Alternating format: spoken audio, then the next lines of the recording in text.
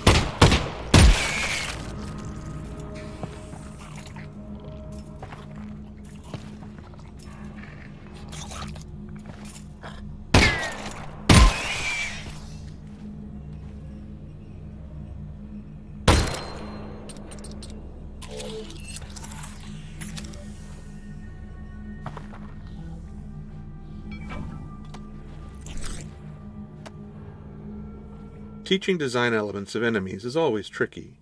Players have shown us for years that it's really hard to learn something new while under attack. We've also seen that invulnerability, in particular, is a difficult enemy feature to teach. If players are blasting away at an enemy, they are often not paying close attention to the impact feedback. If the enemy is vulnerable in some areas and not others, players may kill the enemy with a spray of gunfire, not realizing that some of their shots did nothing, while others hit critical weak spots. So when we approached the armored headcrab training, we knew we'd need to do significant work. The first step was to avoid placing the player under duress by containing the enemies inside this wire fence. Next, we placed headcrabs at eye level facing the player, exposing their bright, pulsing weak spot. If the player shoots one immediately, they are rewarded with a unique death effect where the headcrab explodes into chunks. This effect is designed to show the player that they did something special to kill this head crab, as opposed to how they've been killing head crabs up until now. There are a couple of other pieces in the setup here that are important. A second head crab is placed right behind the lock the player must shoot to enter the cage, encouraging the player to notice the weak spot and try shooting it. 2 more head crabs are loose in the cage, scripted to repeatedly attack invisible points on the wire fence. This ensures they are constantly demonstrating the way they expose their weak points before they leap, and this allows players to practice hitting the weak spot from behind the safety of the fence.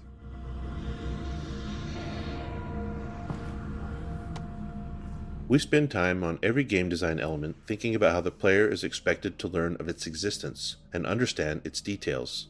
Some design elements are so important that the game experience will break if the player doesn't understand them, while others may just be fun diversions or rewards for exploring the game's systems. Any required element will require work on our part to teach the player. In Half-Life, we try to teach elements in ways that feel as natural as possible, entwined within the core flow of the game so that you don't feel like the game just stopped to teach you something. We don't always succeed, but the attempts usually lead us somewhere interesting.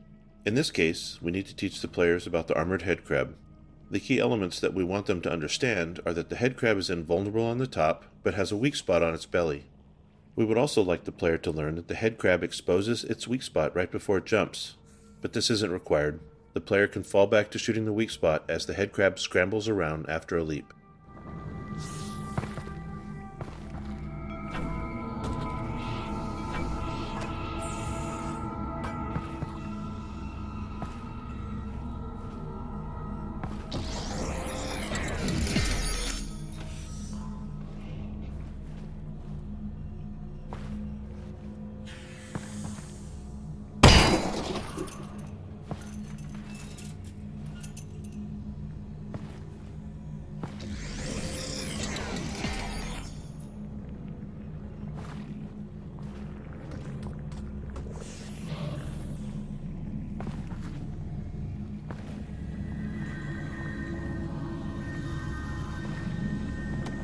With any section of natural entwined training, we've observed that there's rarely any one thing that succeeds in teaching all players, nor do 100% of players leave with the perfect understanding we'd like.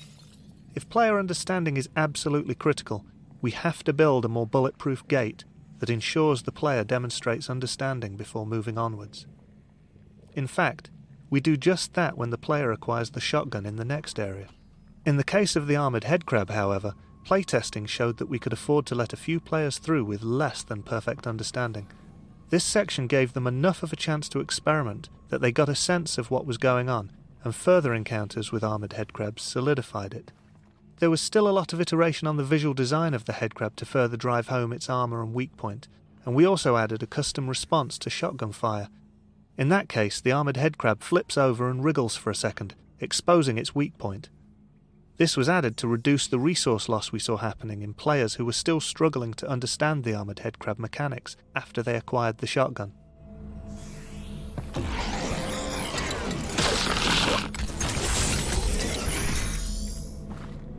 Oh, that Vortigaunt I met? He did give me a headcrab to eat. Oh, great! What did it taste like? Tell me how you... Russell. I didn't eat it. Right. Of course you didn't. No, that's the right decision.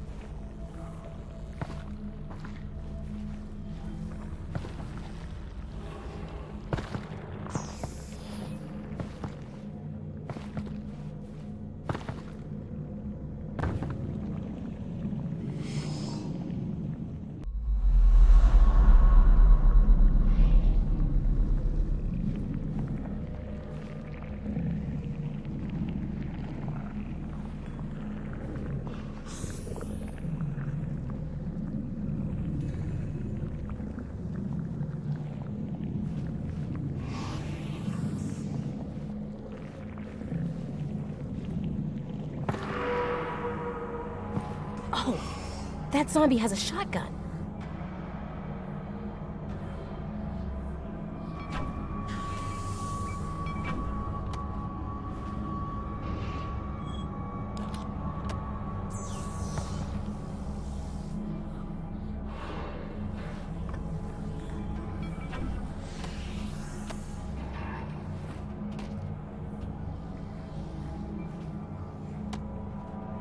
One challenge we always face when giving a new weapon or tool to the player is ensuring that they collect it before moving on. In these cases, we try to establish some kind of gate that the player can only get past using the new item. This can be especially tricky in cases where we are giving the player a new tool that doesn't fundamentally change their capabilities, as in the case of the shotgun, where almost everything that can be done with the shotgun can also be done with the pistol. In contrast, the pistol gate, where the player had to acquire the pistol before being able to shoot the lock off of the fence back at Russell's lab, was simple to design and execute. For this shotgun gate, we not only needed to ensure that the player collected the shotgun, but also that they learned how to load it before proceeding. We playtested a number of approaches to teaching the reload mechanics during combat, and repeatedly found that it didn't work. When faced with learning a new, complex task under duress, players would retreat back to using their pistol, which was a known quantity to them.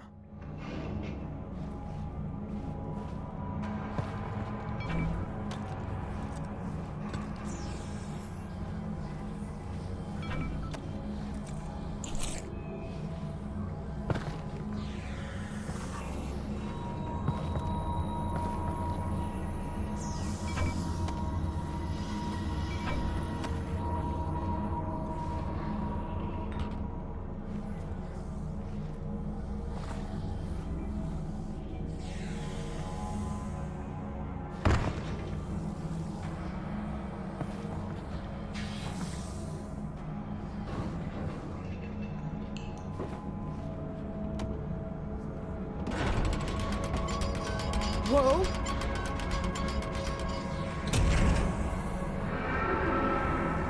Do you hear that? Yeah. Let's get this shotgun and get out of here.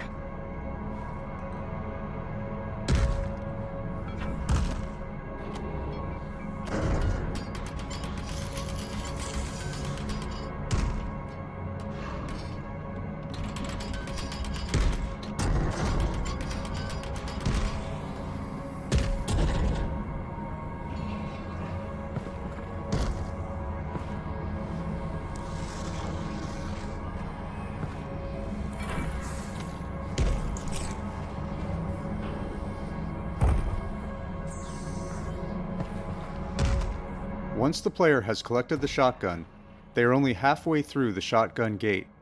Next, they need to learn how to reload it. To drive home the necessity for the player to learn how to use this new weapon, we added an incoming threat, using a variety of audio and visual effects to sell it.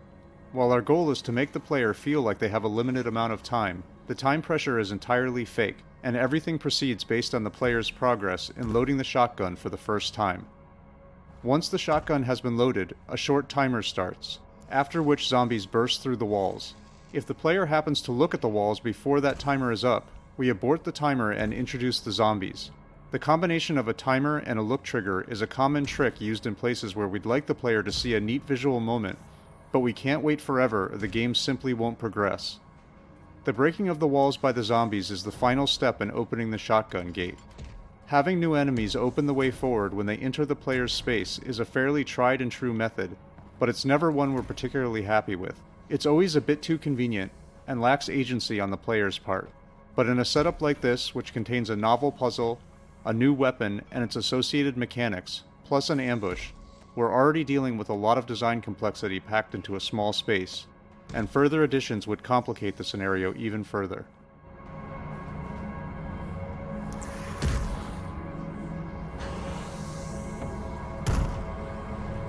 Got it!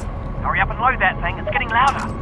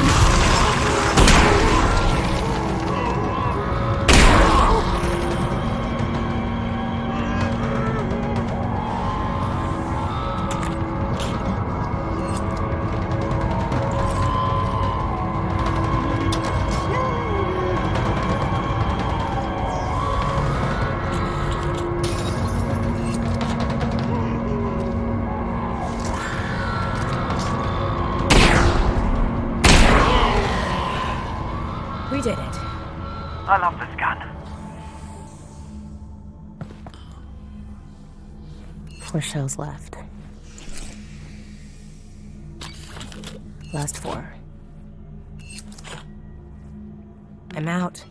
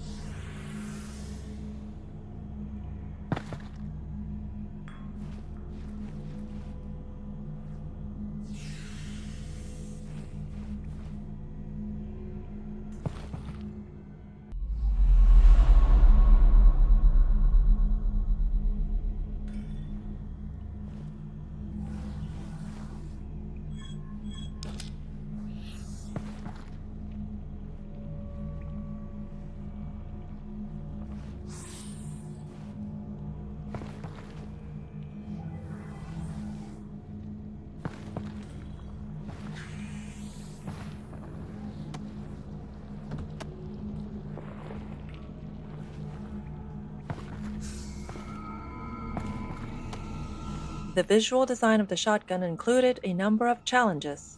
Shotguns in games are generally powerful, and we communicate that power with bulk. As a result, they're big and held in 2 hands. But our experiments with 2-handed VR weaponry didn't reach a level we were satisfied with. When holding a 2-handed object in real life, the object itself provides a physical connection between the 2 hands, and that constraint allows players to stop thinking about it consciously, in addition to providing physical feedback. In VR, without that connection or feedback, we found that players had to keep maintaining their own internal sense of how they were holding their 2-handed weapon, or they dripped their hands into positions that were hard for us to reconcile. As a result, our 2-handed weapons required players to play along more than we liked. Since one of our core goals with Half-Life Alyx was to allow players to fully immerse themselves by ceasing to think about what they were doing in real life, we decided to focus on single-handed weapons, including the shotgun.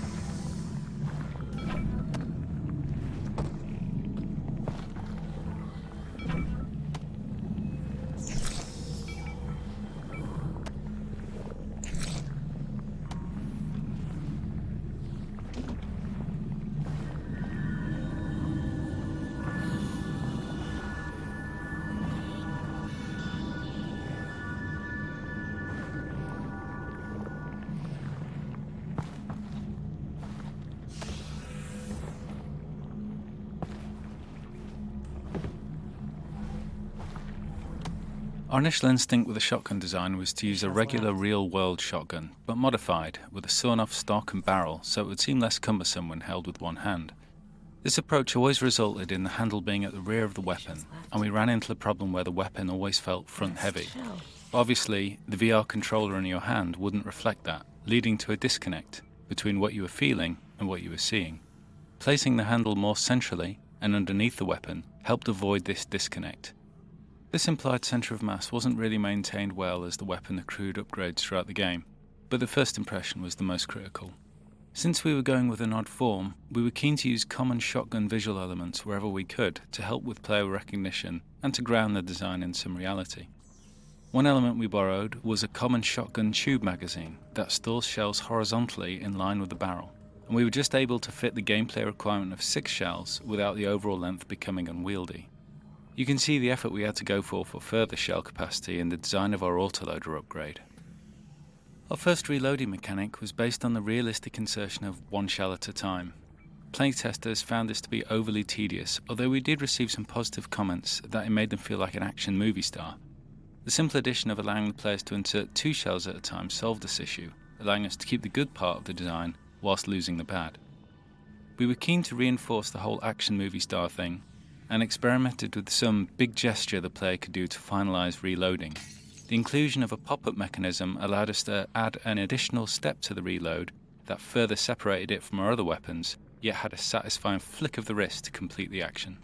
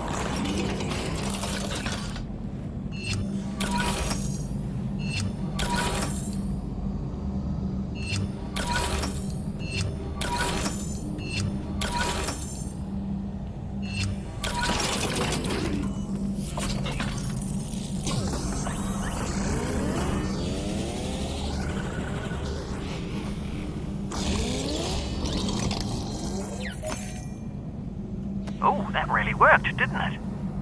Huh.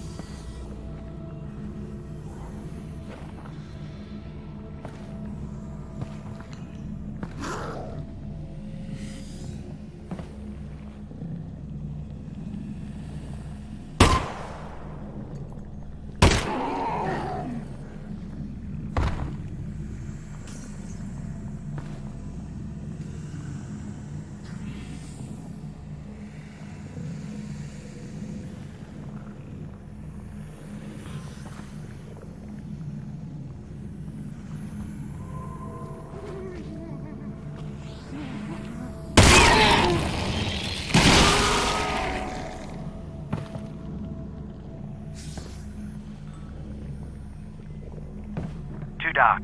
You'll need a flashlight. I think you're right.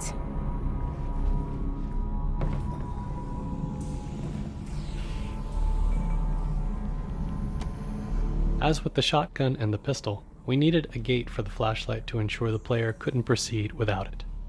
We tried a number of designs around the moment where the player collected the flashlight, but they all ended up being about the player picking up an object, and not specific to that object being a flashlight. Given that the flashlight's primary function is to provide light, we felt the gate needed to be an area of darkness. We also really wanted the player to be excited to get the flashlight, and that meant they had to experience darkness before collecting the flashlight. This turned out to be an interesting challenge because we already had many poorly lit areas prior to this, and now we needed an area that was so dark that players would correctly interpret it as a gate. Our initial implementation was simply to ensure there were no lights within the hallway. Unfortunately, playtesting immediately showed that wasn't enough. Some VR headsets have extremely low black levels, and on those headsets, enough light bounced in from this lit area to enable players to move forward. In addition, our low ground fog provided just enough contrast in the dark hallway for players to make out the scene and stumble through it. Even once we removed fog and bounce light in this area, we saw yet other ways that players tried to move forward. Some players would fire their pistol repeatedly, using the muzzle flash as a strobing light source. Others would use the teleport targeting UI to probe the room, because at that point in the project, it had a small light source attached to it. In the end, we disabled muzzle flashes inside the hallway, and the teleport UI lost its light. The final step was the addition of some dialogue from Alyx, commenting on the darkness and her need for a light source. This was aimed at solving a perceptual problem. Up until now, our game has taught players that their goal is to continue moving forward. And any time that forward progress is blocked, it's because there's something in the local area that needs solving. Given that structure, it's entirely rational for players to do everything they can to find some way to see in the darkness ahead. Alyx's dialogue is aimed at telling the player that the game has recognized their attempts to move forward here, but the solution lies elsewhere. Subsequent playtesting showed us that this dialogue, coupled with the brightly lit area containing zombies off to the right, helped tug players past the darkness entrance and on towards the flashlight.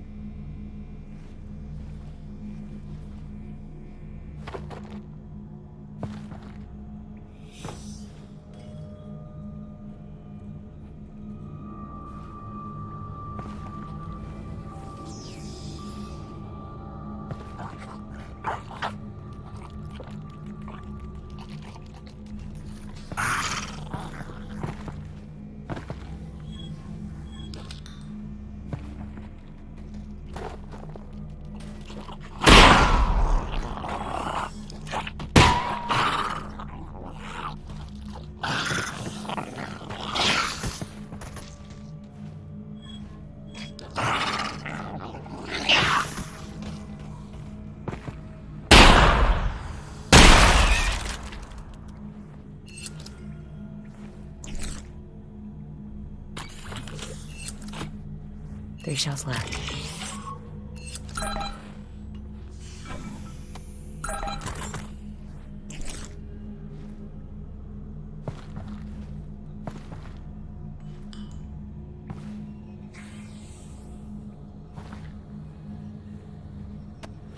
Like hacking and environmental puzzles, toner puzzles like this one are often used to relieve tension from combat and engage the player's mind in a refreshing way. This puzzle introduces a new junction type, which has 2 inputs and 2 outputs, as well as branching circuits. Functionally, it's just a simple airlock. Only one of the main combine gates can be powered on at a time, with an additional wrinkle that the smaller side gate on the return path must be powered down separately. In addition to providing a break between hectic combat encounters, this puzzle is a gameplay mechanic refresher, since it's been some time since the player has seen a toner puzzle, and the next ones start to ramp up in complexity.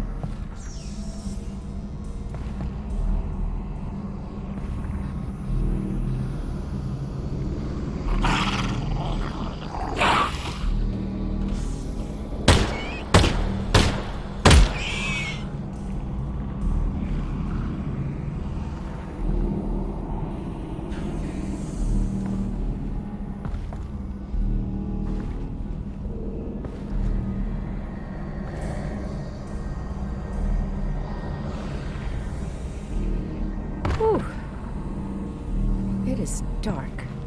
Everything all right? Nope, I'm good. I'm good.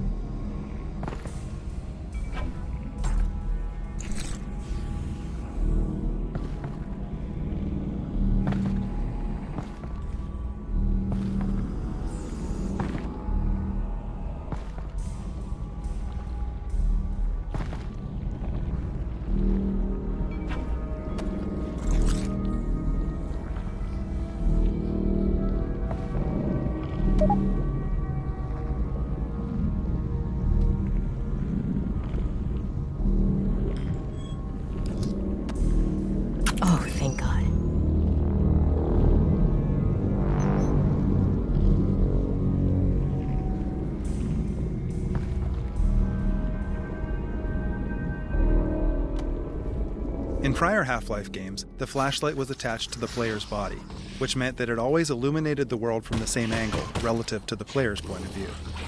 With tracked hands in VR, we had the opportunity to let players manipulate the flashlight directly, and playtesters reacted very positively to this new freedom.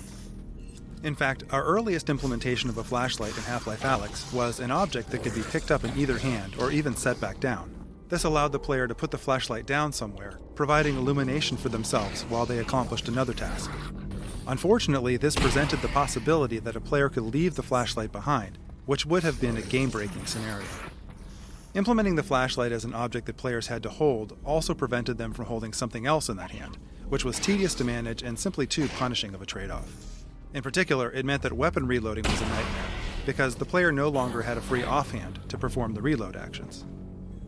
In the end, we settled on a flashlight that attaches to the offhand and turns on and off automatically. This fixes the issues with reloading in the dark, potentially losing the flashlight, and has the nice side effect of not requiring the allocation of a button to toggle the light, which is especially helpful on controllers with fewer buttons. Since the automatic on-off behavior is controlled using level logic, designers could make performance and quality trade-offs in different areas of the game. After all, if a player could turn the flashlight on at any time, the rendering overhead of this shadow-casting light source would have to be accounted for throughout the entire game. On the other hand, if the flashlight is known to be off in a given area, a designer can make use of the resulting rendering headroom by increasing the fidelity of the environment in other ways.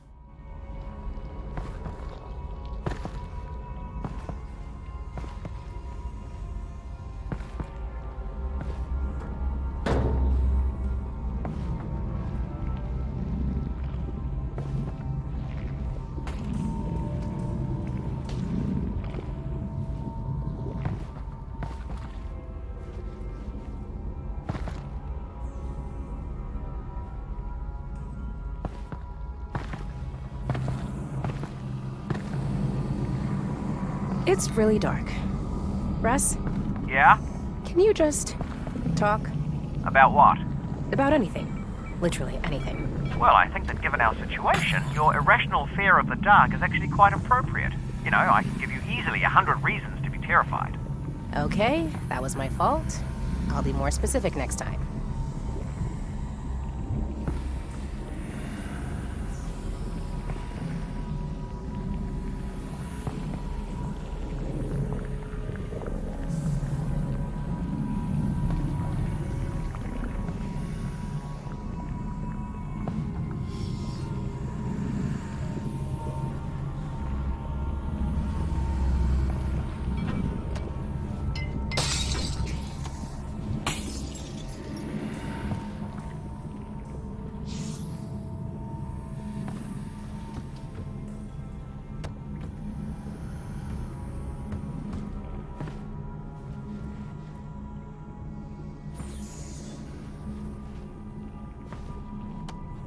Shortly after adding the flashlight to the game, we discovered that playtesters would frequently brace their gun hand with their flashlight hand. This meant that the players had to orient their flashlight hand awkwardly to align the light with their aim. We decided to make this an automatic behavior of the offhand whenever it was brought close to the grip of the gun. If you do this, you'll see that the offhand grips the gun in a natural pose, and the flashlight aligns with the aim. In fact, if you look closely at the end of the flashlight, you'll notice that it has a ball joint. This allows the flashlight to articulate based on whether the offhand is gripping the gun or not. The ball joint has 4 different orientations, one for each gun, and a neutral orientation for when the player is not supporting the gun to aim. These 4 orientations ensure that the flashlight is always pointed in an ideal direction for the player. In one-handed mode, the flashlight attaches to the gun hand at an orientation that is ideal for all scenarios. Big fan of this flashlight. And it's, not unlike yourself, is also sensitive to the dark. Oh yeah? Meaning it should go on automatically when the lights go out. Oh, nice.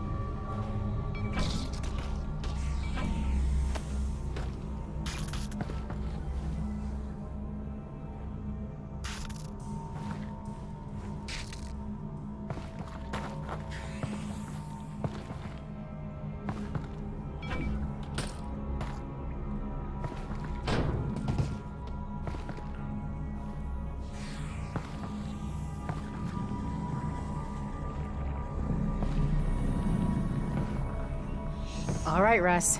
Really need you to talk again. Absolutely. Be specific. Before. What was life like before the Combine? Ah, excellent. Alex, have you ever heard of a club sandwich? Nope, not once. Right. To make a club sandwich, you need to start with bread.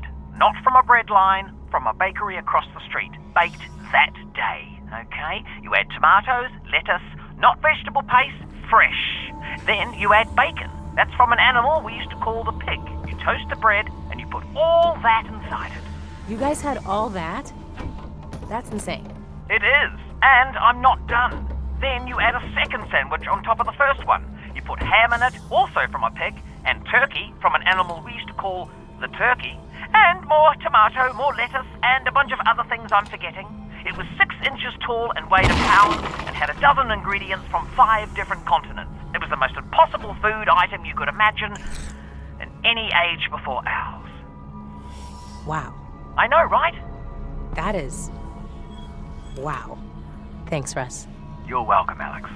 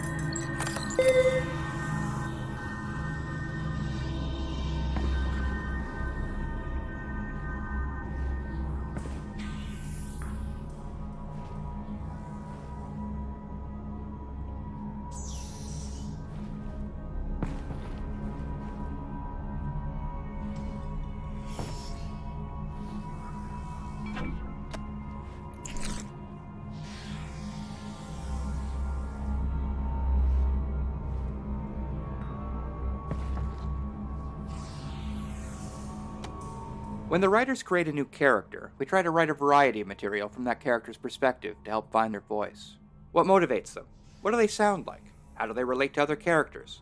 It's helpful to know the answers to questions like this early in a project, particularly when working with a team, where different people might end up writing for that character. The club sandwich story that Russell tells in this section started out as one of these writing exercises.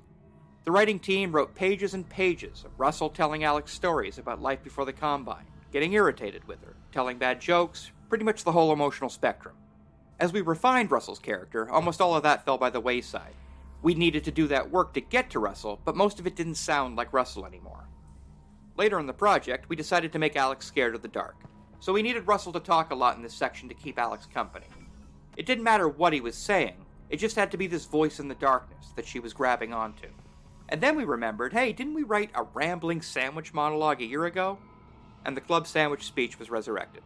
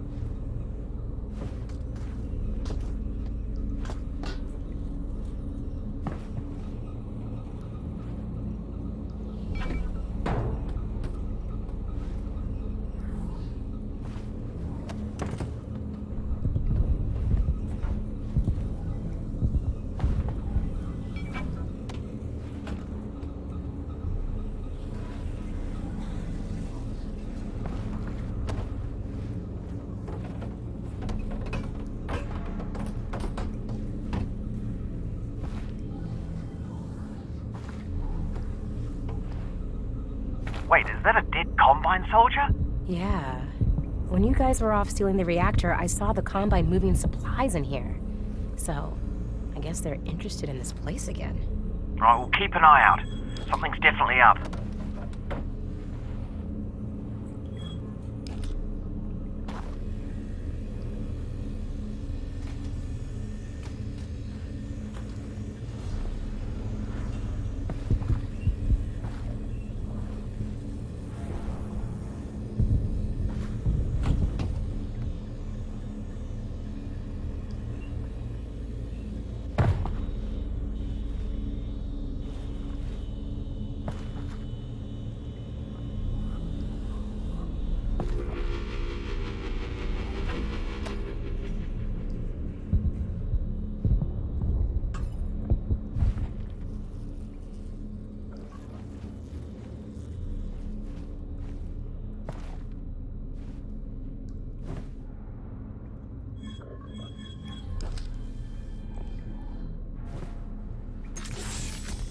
Alyx, manhack! Watch out! See it.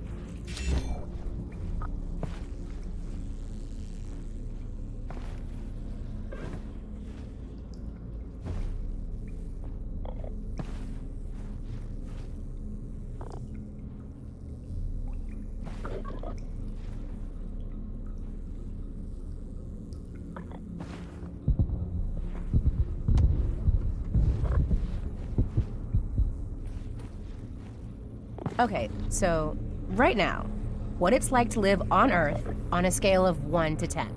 I'd say we're at a 2. Yep, could always get worse. What would you rate it before the Combine showed up? Ooh, that's a toughie. I don't know. Good day?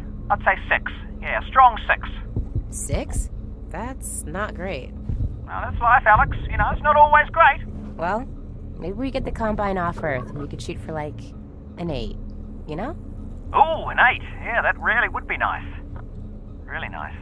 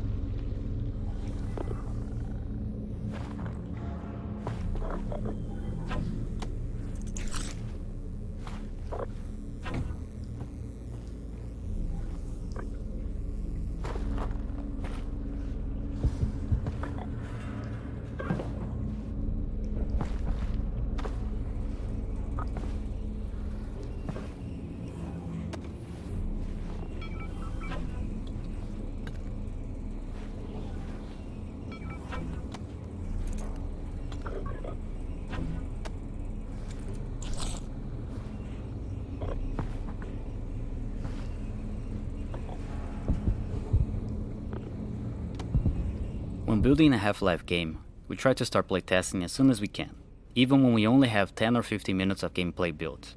We find it extremely helpful to see how players are reacting to what we've made as soon as possible. One of the major ways playtesting impacted Half-Life Alyx was in revealing how players reacted to the density of interactive elements in the world. Before we began, we were already aware that players would likely spend more time paying attention to the details of the world around them in VR, but we were unprepared for how significant this would be. Seeing some players spend 30 minutes messing around with a single interactive object really opened our eyes.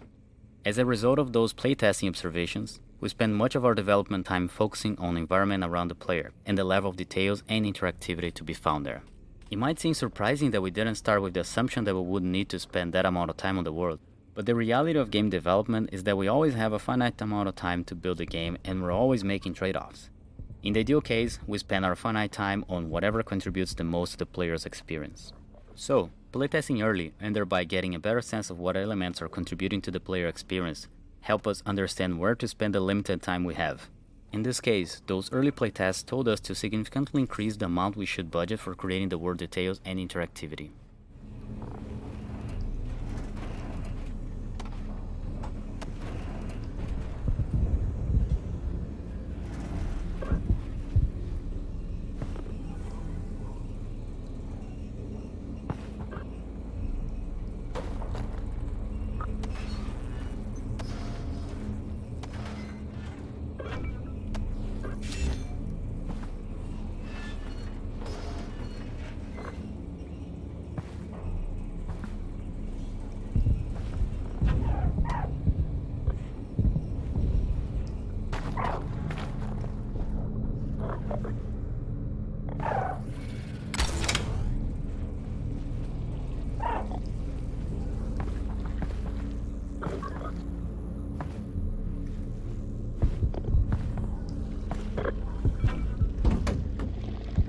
Oh, holy fish.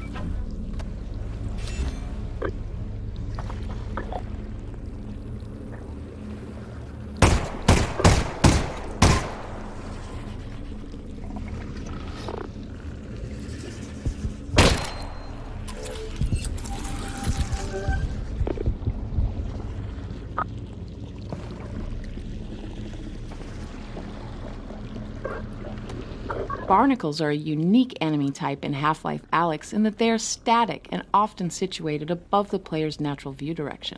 During testing in confined or dimly lit spaces, we often saw players walk into barnacle tongues without noticing them. One way we addressed this was with audio. In particular, we made idle barnacles emit subtle breathing, croaking, and grumbling sounds like the following.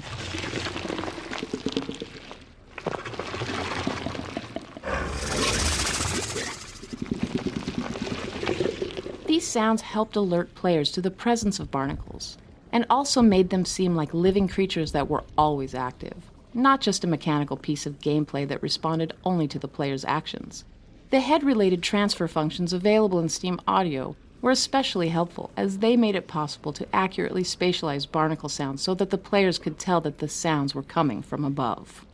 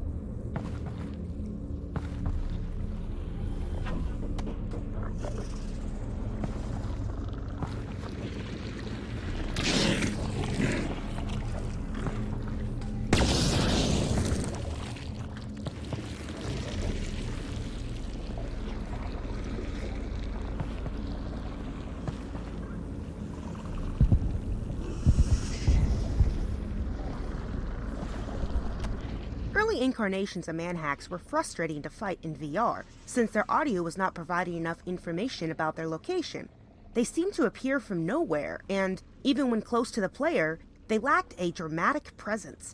We tried a variety of layered sounds with varying distance fall-offs, but this often created more confusion, especially when multiple manhacks were nearby. Our ultimate solution to the problem consisted of 2 parts. The first was to make manhacks emit the following alarm-like warning sound when they first came into range or were deployed by a combined soldier. The second part of our solution was to add more aggressive looping sounds with short fall-off distances. The short fall-off of these sound loops meant that this specific component of manhack's sound treatment would only be audible quite near the player.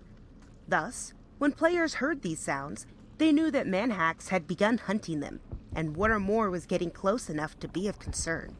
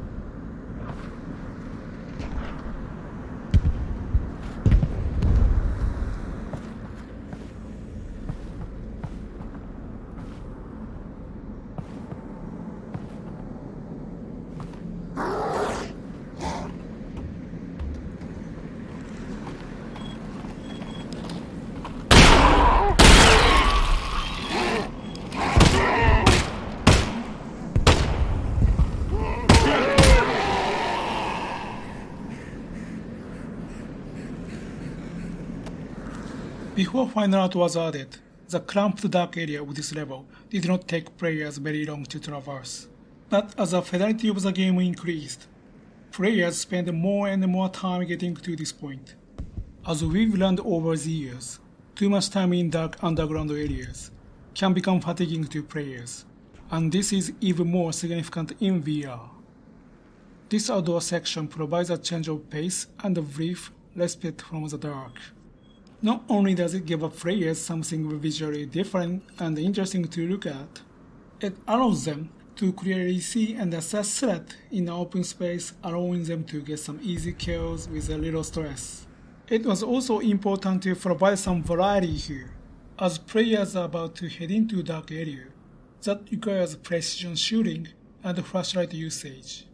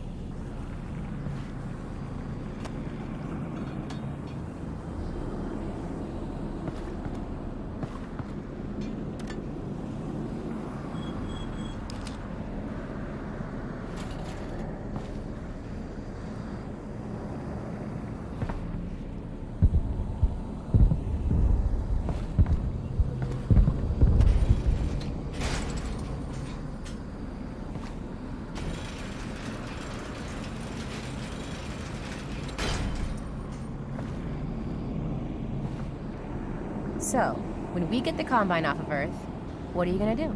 I'm going full production mode on the Russells, of course. Oh, of course. You'll be sitting on a landmine. Gold mine, yep. So here's the plan. Conservative estimate, I figure 1 year to get the world unconquered by the Combine, get them off the planet, so that's year 1, then another year to mass produce the Russells. Although, just quietly, we will need to rebuild society first, to get some basic infrastructure, jobs, money, that sort of thing. Otherwise people won't be able to buy them, So, 3-year plan. Let's slot the infrastructure thing in for year 2. Oh, yeah, definitely. You're gonna want to put that in year 2.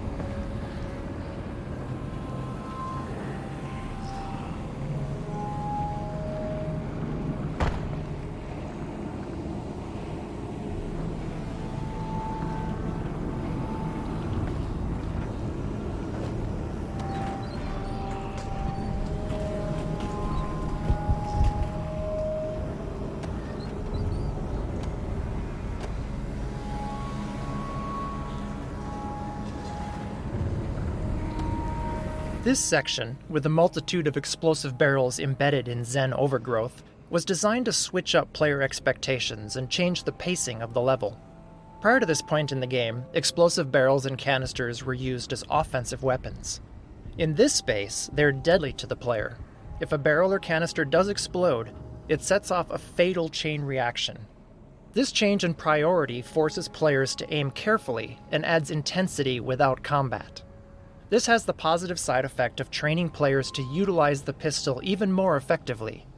While the automatic alignment of the flashlight with a braced weapon is useful in direct combat, in this section we observed players taking advantage of the decoupled weapon and flashlight as they illuminated and targeted barnacles in the intricate Zen foliage overhead. Oh, careful, careful!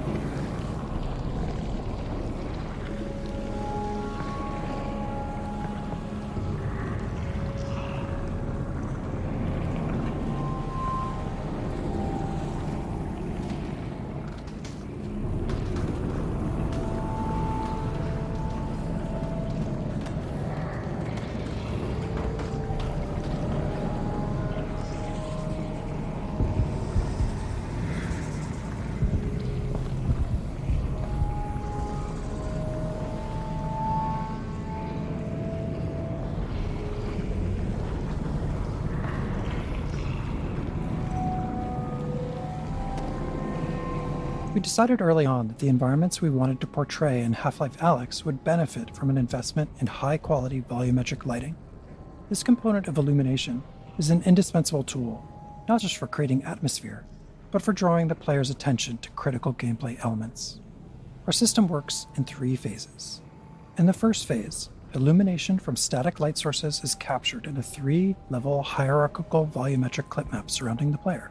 The highest resolution level of this clip map measures 1 cubic inch per voxel. The clip map is updated incrementally, less than once per frame, as the player moves throughout the scene. In the second phase, a compute shader ray marches in view space throughout the clip maps, accumulating static lighting, dynamic lighting, and volumetric extinction. The ray marching is performed every frame and employs temporal anti-aliasing to improve quality. In the final phase, we resample lighting and volumetric scattering from the prior phase for each eye once per frame. The result is a texture that describes, for any given view space depth, volumetric scattering and extinction, which we apply during forward rendering.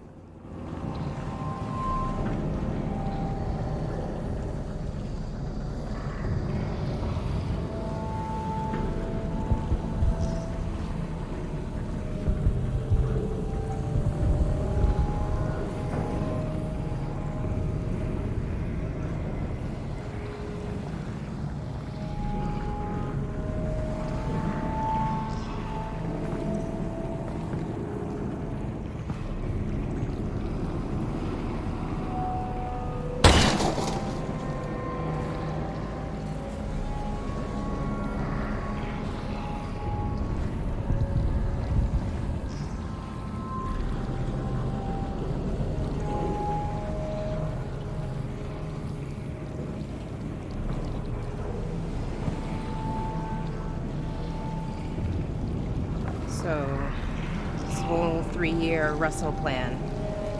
You think you'd have a job for me? Job? Alyx, you invented the Alyx. Of course you can have a job. We could be partners. Oh, well, Well, there would be stock options. 5 to 10 year vesting period, obviously. Could be very lucrative for you, Alyx, in the long term. I don't know what any of that meant, but sounds good, partner. Yep, sounds good. Alyx?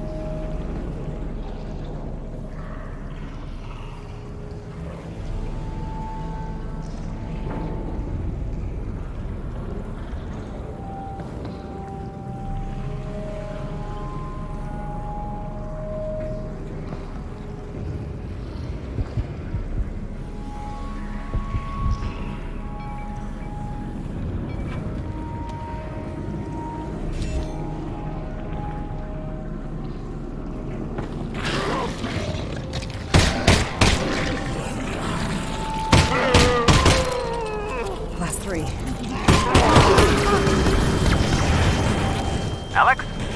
Alyx, you still there?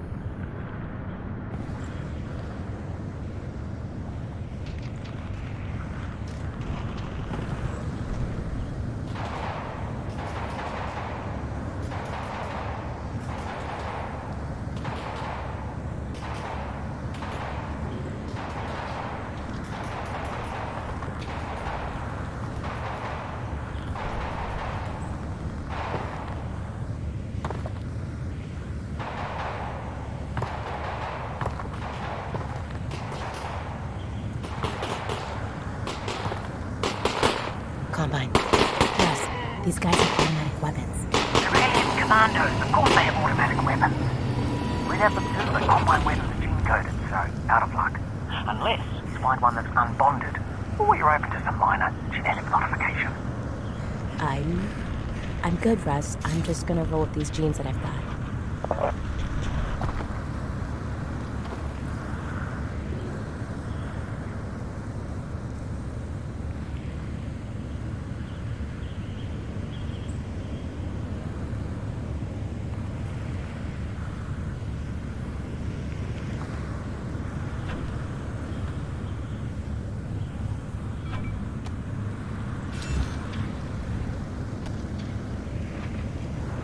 We always introduce new enemies at a distance, and never while the player is under duress. Here, the player is able to observe the Combine soldiers killing some wandering zombies, giving the player an idea of how powerful the soldiers are, and how they might operate in combat. We located the Combine far enough away that it was plausible that they would not notice the player, but close enough that the player could choose to engage, but remain relatively safe from return fire.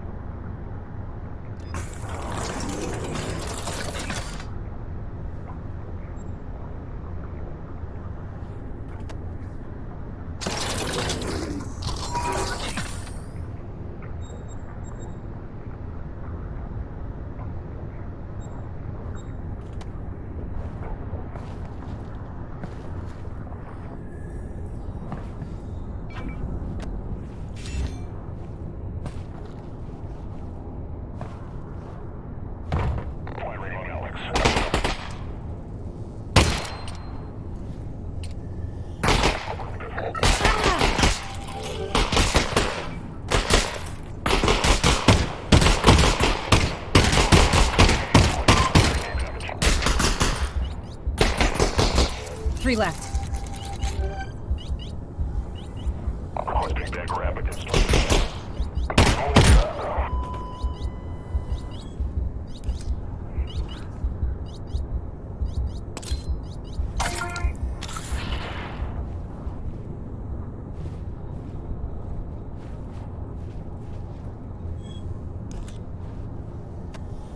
The first encounter with a Combine soldier caused a number of issues in playtesting. The biggest one was that players were often surprised when the soldiers started shooting at them. Some players who were new to the Half-Life series had no idea who these soldiers were, but it's also been hours of game time since players saw another human, and we found that many players weren't willing to immediately start shooting. Some players also wonder why Alyx moved so quickly to killing other humans. This area was designed to demonstrate that Combine soldiers are hostile and will attack on sight, giving the player a reason to want to shoot back. It starts with the dialogue preceding the encounter, where the player overhears the Combine discussing the problem of scavengers in the quarantine zone. Then, when the player finally achieves visual contact with their first Combine soldier, they witness that soldier in the process of executing a civilian scavenger.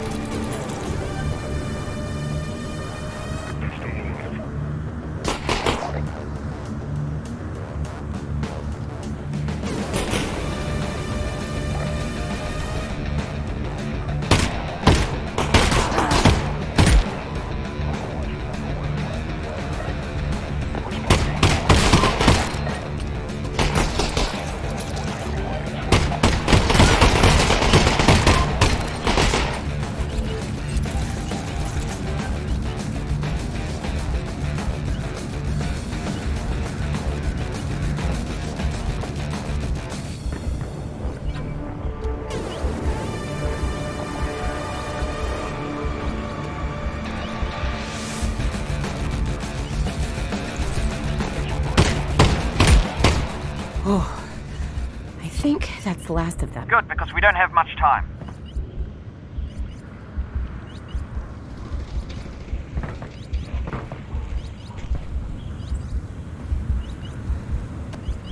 Squad's Soldier AI has been a mainstay of the Half-Life series, so we were excited to see how their design would be impacted by the move to VR.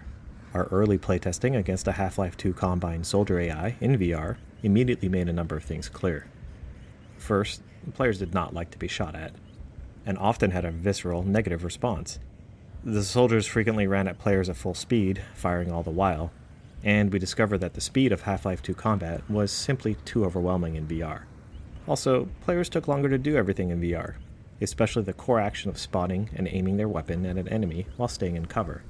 As a result, the soldiers tended to live much longer in VR than they did in Half-Life 2. It was clear from these early playtests that the most common reaction among players was to immediately seek cover from enemy fire. So we started experimenting with changes to the Soldier AI, aimed at building a combat experience around players' tendency to seek cover. Early experiments were focused on keeping Combine soldiers at a comfortable distance from the player, while keeping them moving around enough to not have combat become too static. To create lulls in firing for players to peek out from cover, we prevented soldiers from shooting while on the run in most cases. To keep players from remaining stationary, we created a concept of flushing, where squads will attempt to flush the player out of cover, and we gave each class of soldier a different method of flushing out the player. But even in these early tests, it was also clear that players weren't capable of fighting soldiers until they'd gotten skilled in a number of basic combat actions, like reloading their gun without having to focus all their attention on it. So we were careful to slowly introduce the various types of soldiers, and even individual features within the soldier classes. For example, these early fights against Combine soldiers only feature the basic grunts, and these particular grunts don't carry grenades. This means they don't actually have the capability to flush a player out of cover. We found it was important in these first fights to give players all the time they need to learn to use cover effectively, before we start introducing enemies that could try and flush them out.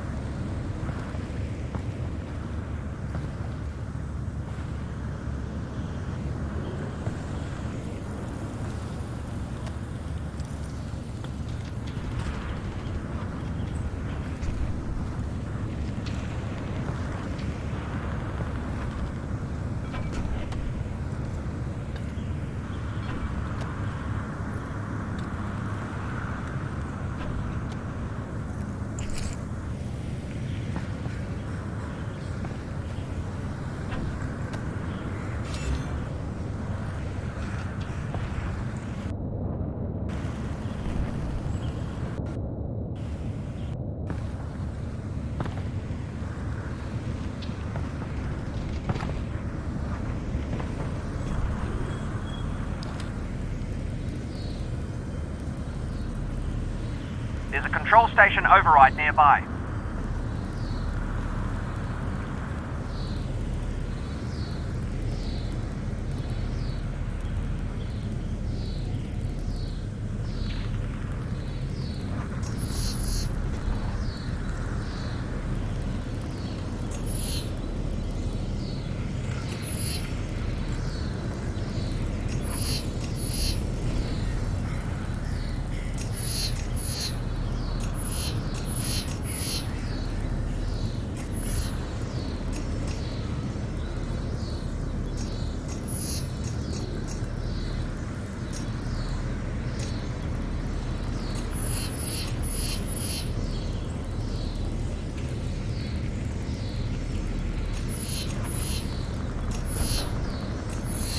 There's plenty of time to get the override back online.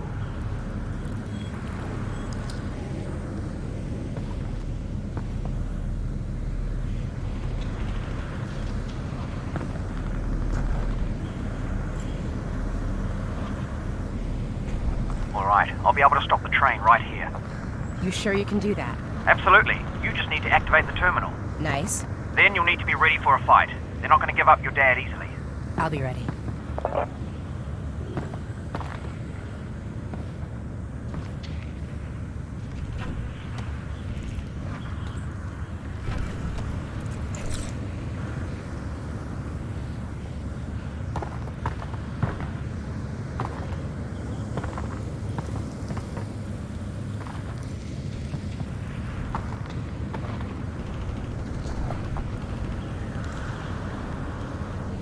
Right, that's the terminal there. I'm on it. Do hurry, though.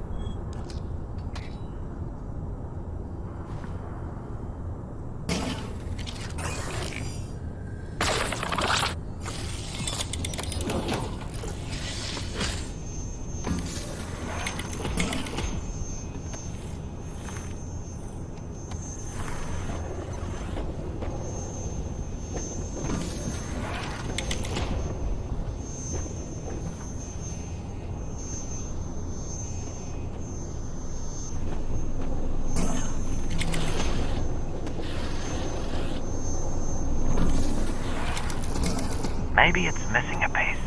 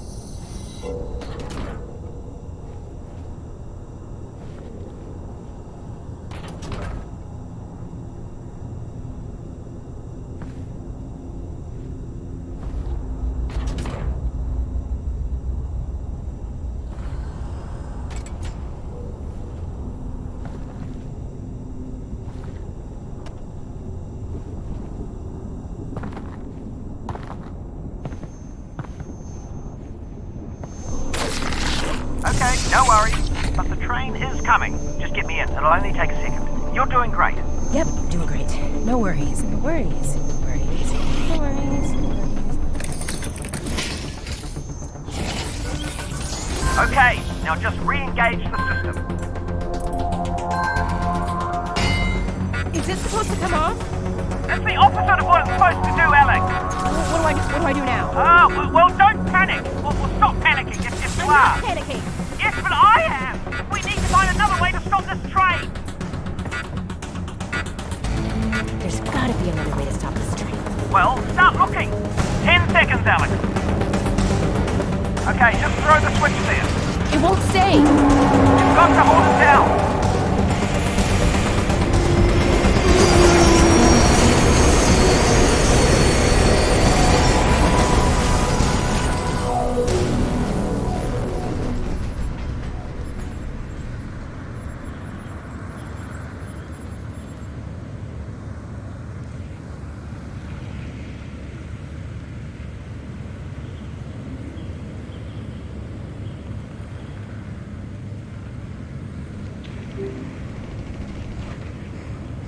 Alyx? Alyx!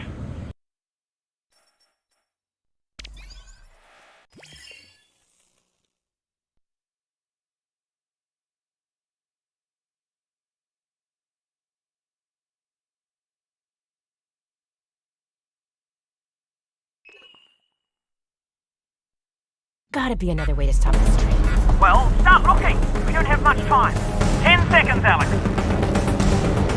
Okay, just throw the switch there. 5 seconds.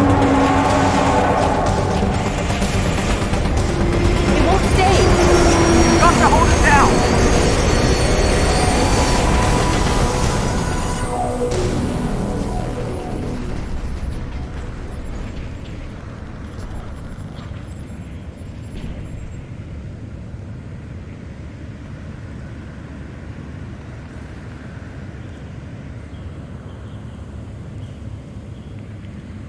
Alyx?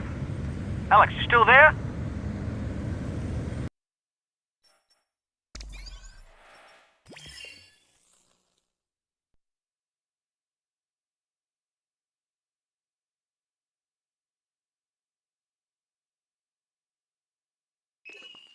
Gotta be another way to stop this train. Well, start looking. We don't have much time.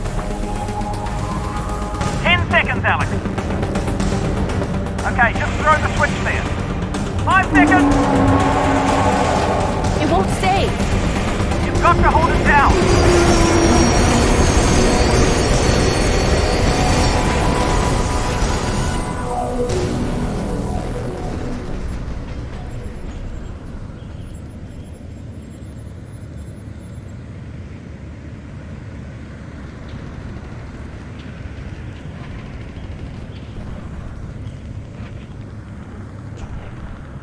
Alyx?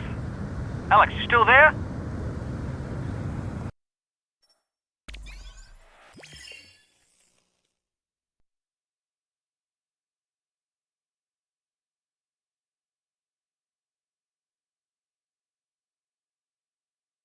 gotta be another way to stop this train. Well, start looking. We don't have much time. 10 seconds, Alex. Okay, just throw the switch there. 5 seconds.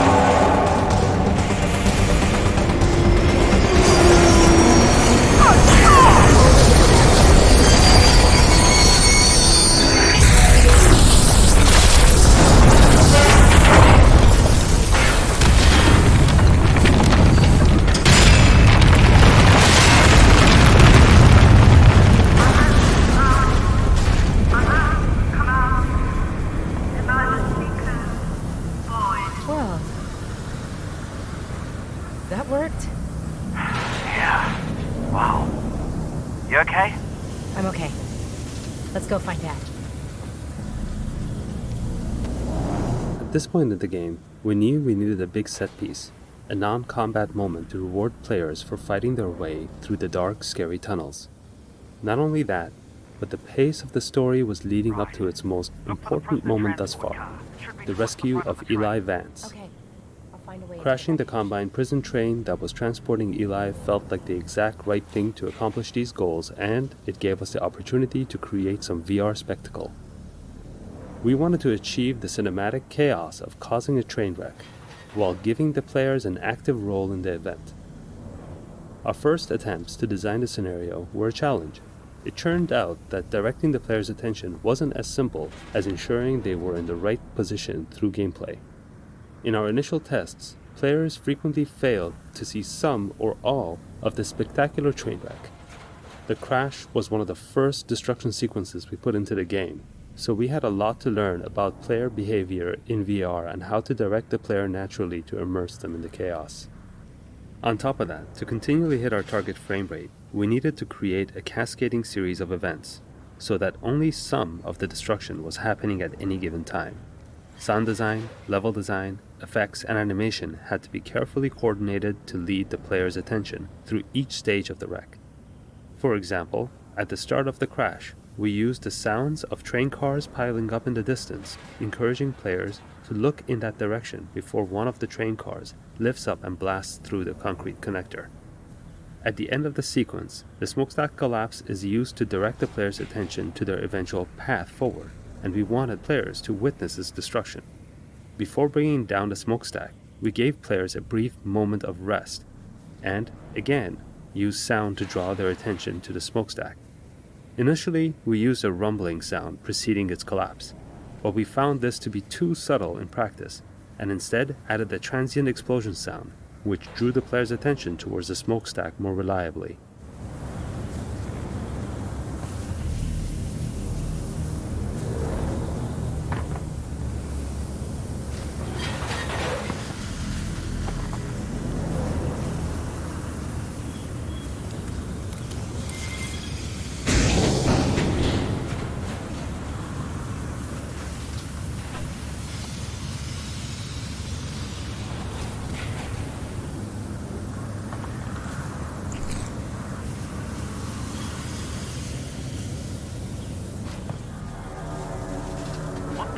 I don't know, but we need to find Dad. Yeah, no, I know. I've just never seen those before.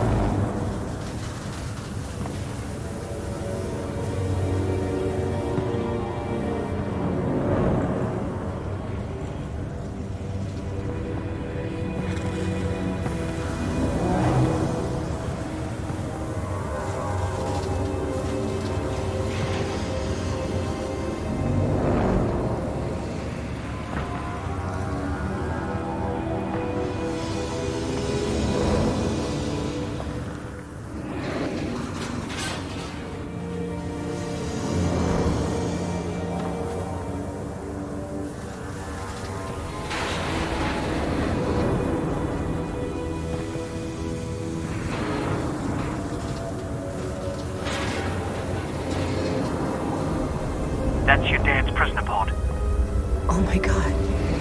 Where's Dad? Dad? Dad?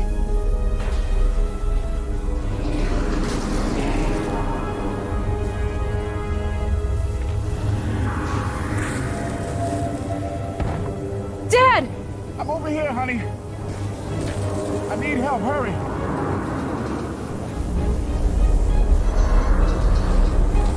Baby! Okay, I'm gonna reach out and pull you up. It's gonna be okay. You ready? I'm good. Give me your hand.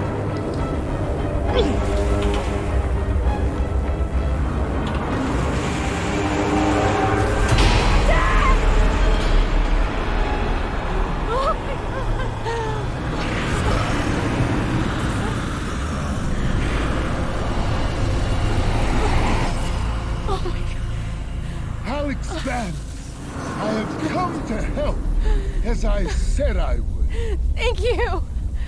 Thank you. Just stay there. I'm gonna figure out how to get over to you. No! Alyx, listen. The thing Russell and I found is some sort of super weapon. A super weapon? It's something big. They got it here in the QZ in some kind of vault, but they're about to move it.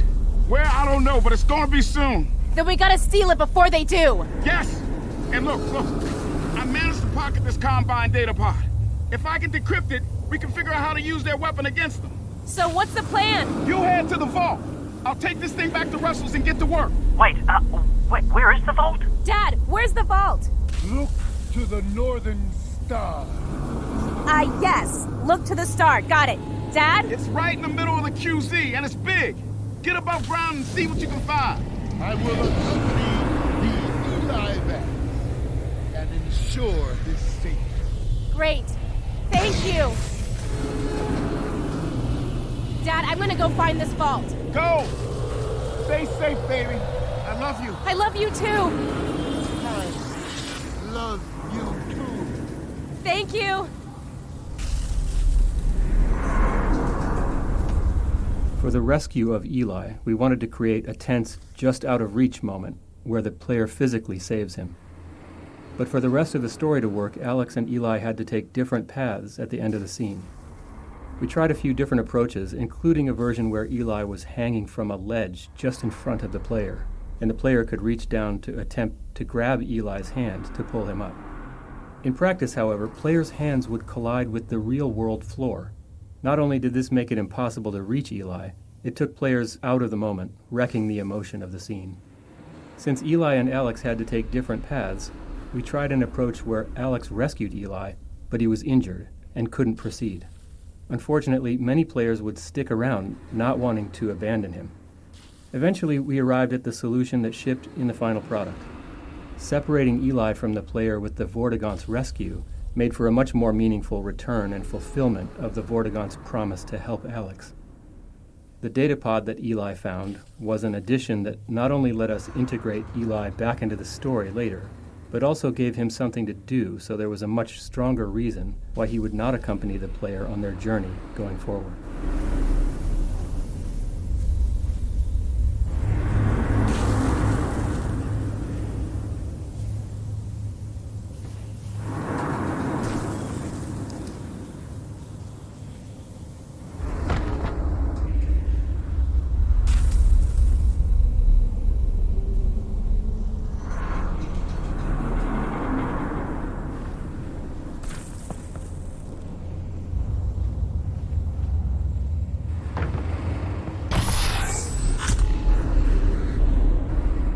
Hey, Russ. Keep an eye out for Dad, okay? I'll let you know if he gets here. When he gets here.